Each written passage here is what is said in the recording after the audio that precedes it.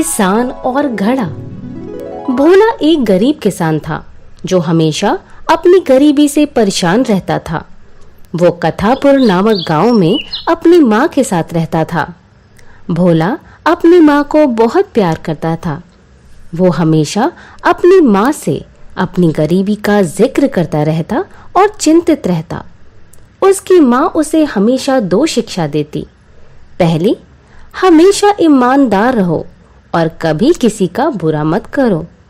और दूसरी कि ईश्वर सभी को सही समय पर सब कुछ देते हैं, उसकी गरीबी भी भगवान सही समय आने पर दूर करेंगे।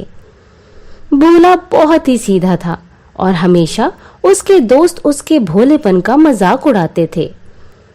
एक दिन उसने एक सपना देखा कि उसके घर पे अचानक सोने के सिक्कों की बारिश हो रही है।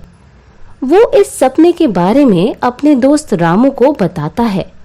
रामू उसकी बात का मजाक उड़ाते हुए कहता है, हाँ, मुझे भी सपना आया था कि खेत में सोने के सिक्कों का घड़ा निकलता है और मुझे मिलता है। ये कहकर वो हंसता हुआ वहां से निकल जाता है। अगले दिन भोला अपने खेत में रोज की भांति हल चला रहा था। अचानक उसकी नजर एक घड़े पर पड़ी। वो जैसे ही घड़े को खोलता है, उसकी आंखें फटी की फटी रह जाती हैं। जी हाँ, उसमें सोने के सिक्के थे। वो बेचारा बड़ा दुखी होता है। उसे लगता है ये तो उसके मित्र रामू का सपना था और उसे ये सिक्के रामू को देने चाहिए। वो जाके रामू से कहता है, रामू, तुम्हारा सपना पूरा हो गया। जाओ, जाके मेरे खेत से अपना सोने का सिक्कों से भरा घड़ा ले लो। ये कहकर भोला अपने घर की ओर चल पड़ता है और अपने सपने के पूरे होने का इंतजार करता है। उसे लगता है कि शायद अब सोने की बारिश भी होगी। उसकी ये बात सुन उसकी माँ परेशान होकर कहती है, भोला, तू सचमुच भोला है। भला सोने की बारिश होती है क्या?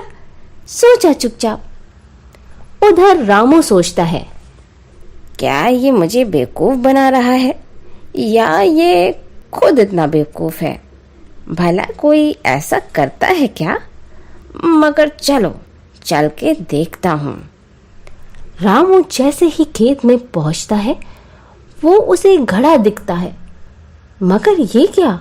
उसमें तो ऊपर 5-6 सांप दिखते हैं, जिसे देखकर वो घबरा जाता है। उसे लगता है कि इस घड़े में कोई सिक्के नहीं हैं। भोला ने उसे नुकसान पहुंचाने के लिए खुद घड़ा यहाँ रखा होगा। रामू सोचता है, आज रात भोला के घर जाऊंगा और भोला की छत से ये घड़ा उसी के ऊपर उल्टा दूंगा। उसी रात वो भोला की छत पे चढ़ता है और देखता है नीचे आंगन में भोला सोया हुआ है।